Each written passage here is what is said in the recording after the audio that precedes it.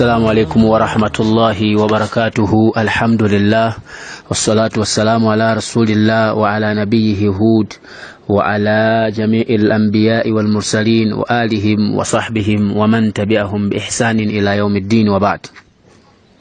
Onvela pano pafitati Allahi tahlul hayati miyamika Allahu subhanahu wa ta'ala ndikum funna zabu ino mtumiki Muhammadin sallallahu alayhi wa sallama akubanja kwake masahaba kumaso onse amena kusetla sunna kufikira siku la kiyama.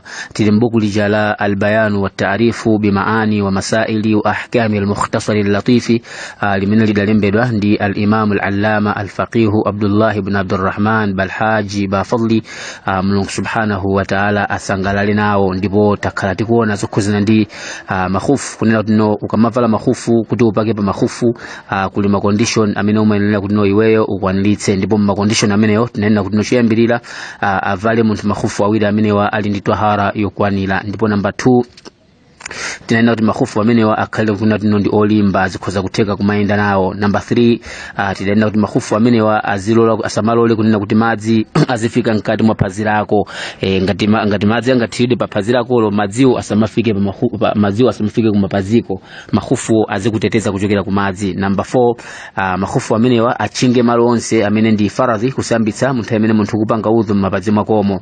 Ndipo condition number 5 tinena kuti makhufu amenewa akhale kuti ndi clean si najisi kaya maso asakale kuti pagweredwa najisi. Ndipo condition number 6 tinanena kunena kuti no kusapezeke sokunena kuti nthawi imene iwe ukuvala nthawi imene iwe wavala makhufu amenewa ndiye kupezeke uve wa ukulu munga janaba. Condition number 7 tinanena kunena kuti no kusapezeke malo ena ali wonse amene azionekera pa phazi lako ukavala khufu. Ndipo number 8 ananena kuti no alla tanhalla al-ura zingwe za makhufuzo zisaduke. Naam, akuti zingwezo zisaduke za makhufuzo kapena mmene munasokedwa muja zisapezeke kuti mwang'ambikanso mmene munasokedwamo.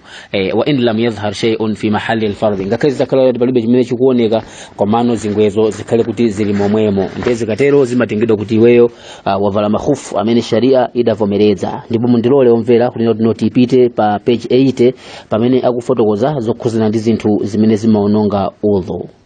Tikuyankhula choncho pano pa fitati Allahi tahlul haya ngati muli ndi funso ndemanga kapena sidafotokoze bwino ndiye muli ndi kuthekera kofotokoza kuti umma upindule mupange choncho ndipo mulungu subhanahu wa ta'ala azakupasani zabwino. Naam. Nde akuti faslun fi nawaqidhul wudhu zinthu zimene zimadula udhu zinthu zimene zimaononga udhu wanuwo. Mwapanga udhu bwino muzezi wa bwanji kuti pano pa udhu wanga waduka ndikapangenso. Akuti an-nawaqidhu jam'u naqidh wa huwa ma yuzilu shay'u min aslihi. Mukamati nawaqidhu ndi tinene kuti no zambiri ndipo chimodzi chake ndi naqidhun zodula chimodzi chakezo naqidhun chodula. Wa huwa ma yuzilu shay'u min aslihi malingana ndi chiyankhulo ndi chinthu chimene chimachosa chinthu chinzake kuchokera pa malo ake. Wal muradu bin nawaqidh huna al asbab allati yantahi al-wudhu bi wujudi wahid minha. Ndipo chimene akufuna kutanthauza apa ndi zinthu zimene zimati zikachitika udhu makhala kuti pamenepo watha.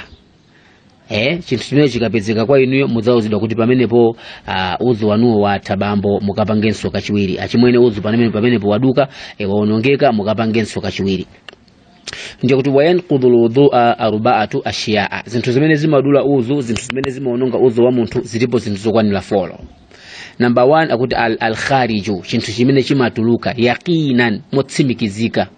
Osangopenekera ya ndikuganizira ngati no musaganizire zikhale yaqin mukhale ndi chitsimikizo kuti chinthucho chatuluka min ahadis sabilaini ku imodzi mwa njira ziwiri zija kaya chituluka njira ya kutsogolo kaya chituluka njira ya kumbuyo njira ine iliyonse imene chinthucho chingatulukire al-qubli ay kutsogolo akuti no ay qublul hayy yani kutsogolo kwa munthu amene ali wamoyo bwino al-wadhih kumene ndikuonekera bwino kodziwika kunena kuti no uku ndi kutsogolo. Akuti kharaja bihi al-mayyit tachosa pamene munthu amene wamwalira fala tantaqidu taharatuhu bi khuruji shay'in minhu tahara yake si wonongeka chifukwa chino tukatuluka kanthu kena kwake. Wa innama komanditudi tajibu izalatun najasati anhu zimakakamizika kuti anthu amoyo amene akumusambisa kamene anthu amene akumuona pamenepo amchose zimene zatulukazo fakat basi. Zimenezo mukafuna kuwelenga mukawelenge buku lija Hashiyatu Shairazi ala Tuhfa mukawelenga buku limenelo hashiyatu Sharwani ala Tuhfa mukawelenga buku limenelo inshallah mukapindula kwambiri chifukwa kuli anthu ena mafunso zimene zomazitanga kuti mbwanji festina werengeko ya ibuku ndi limenelo mupite mukawelenge bwinobwino ngati munthu wamwalira mumsambitsa bwinobwino mumpangisa tahara ndiye kwatuluka china chake tahara yakeyo ili bwinobwino koma ndi wajibu kuti chimene chatulukacho inuyo muchichose chimene muchipukute mupasamale pamene popo bwinobwino. Tukiyankhula choncho pano pa fitaatillahi tahalul haya ndipo ngati muli ndi funso ndi manga kapena mwina sidafotokoze bwino ndiye muli ndi kuthekera kufotokoza kuti anthu amvesese mupange zimenezo kuti umma wa mtumiki Muhammad sallallahu upindule. Naam.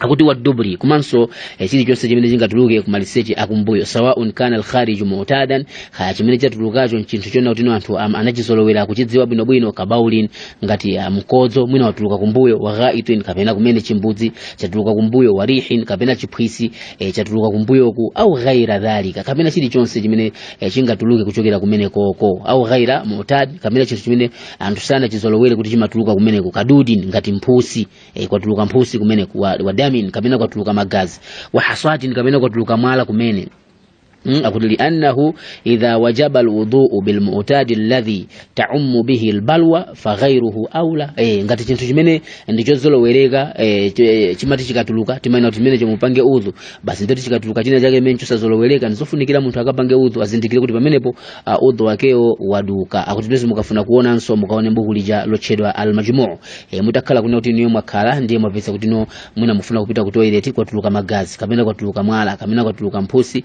pamene mpite mukapange udhu. Akuti qala an-nabiy sallallahu alayhi wasallam akuyankhula mtumiki Muhammadin sallallahu alayhi wasallam tizimpempha Mungu subhanahu wa ta'ala akati kumanise naye mtumiki Muhammadin sallallahu alayhi wasallam fuwa mtumiki akunena kuti no yani alwailu liman lam yarani yawm alqiyama mavuto kapena tuno masoka kapena tuno zilango siku la kiyama akakumana nazo amene saka ndiona ine mtumiki Muhammad sallallahu alayhi wasallam ndeti mpemphe Mungu subhanahu wa ta'ala akati kumanise naye ukondwe watu mtumiki Muhammadin sallallahu alayhi wasallam.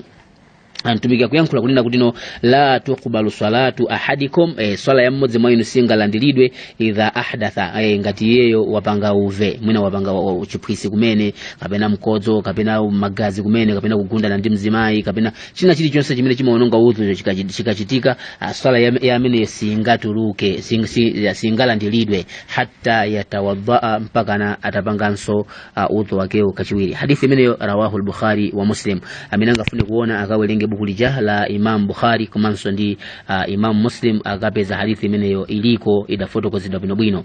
Waqala alayhi salatu wassalam kumanso mtumiki sallallahu alayhi wasallam kuyankhula la udhu'a kulibe udhu illa min sautin pokapoka mukamva kuti kachiphwisi katuluka katuluka ndi mawu min sautin yani katuluke kaphokoso kuti anthu ena chiphwisi chikamatuluka chimatuluka chaphokoso kwambiri kuti wina aliyense amene ali pamalopo kudziwa kunena kuti lero lino jefule watulusa chiphwisi au rihin kapena munthu mwe kuliyena yani aule mwao amangotulusa ziphwisizo koma fungo ndilimene anthu amangomva mawu osamveka iye kumangomva ziphwisi osamvapo phokoso lina lililonse kumangomvapo fungo lokhaloka zimenezo zikachitika ziwirizo kuti mbwatuluka chiphwisi kapena kwamveka fungo kuti no fungo limene linda ndi ndaphwisa pamenepa munthu ameneyo akwena tazuke akapange udhu asanamizire kuti kuti ali ndi udhu asazinamize yekha pamaso pa Mulungu subhanahu wa ta'ala. Akuno qala al-Hafidh ibn Hajar Imam ibn Hajar adayankhula kunena kuti no rawahu Ahmad hadithi imene adaila ndi Imamu Ahmad komanso at-Tirmidhi Imamu Tirmidhi adaila ndi hadithi imene wasahahahu ndipo adanena kuti hadithi imene ndi sahihun mukamva chiphwisi cha phokoso mupite mukapange udhu kapena kwangutuluka yani fungo lokhaloka chiphwisi chanu chopanda sound koma changu veka fungo pamene mudzuke mukapange udhu. Zimenezo ndi zimene akuphunzitsa mtumiki Muhammadin sallallahu alaihi wasallam ukhondo tu umenewo kuti hadithi imene iso adaila ndira Ibn Majah maso Imam al-Baihaqi fi Sunan al-Kubra adaila ndira hadithi imene yakuti min hadithi Abi Huraira kuchokera kwa Sayyidina Abu Huraira radhiyallahu ta'ala anhu. Akuti waqala al-Baihaqi de Imam al-Baihaqi adafotokoza kunena kuti hadha hadithun thabitun imene ndi hadithi yotsimikizika kwambiri qad ittafaqa shaykhani Imam Bukhari Imam Muslim adagwirizana ala ikhraj maanahu nawonso anatulusa hadithi imene ikufanana tanthauzo lake ndi hadithi yomweyi min hadithi Abdullah ibn Zaid imene adayichosa kwa Abdullah mwana wa Zaidi. Zimene mukafuna kuwelenga mukawelenge buku lija lotchedwa التلخيص الحبيري. Mungu subhanahu wa ta'ala akudalsen, Mungu subhanahu wa ta'ala atipase zabwino, Mungu subhanahu wa ta'ala aziti anjanisa, Mungu subhanahu wa ta'ala akati ikale mozi kujanna siku la kiyama, Mungu subhanahu wa ta'ala akati onese mtumiki watu Muhammadin sallallahu alayhi wasallam. Tukiyankula tonje pano fi taatillahi tahlul haya ndiye ngati muli ndifunso nde manga kapena sina foto zebwino muli ndikutegera mutelo kuti zabwino zifale mu umma wa mtumiki Muhammadin sallallahu alayhi wasallam. Jazakumullahu khair, wassalamu alaykum wa rahmatullahi wa barakatuh.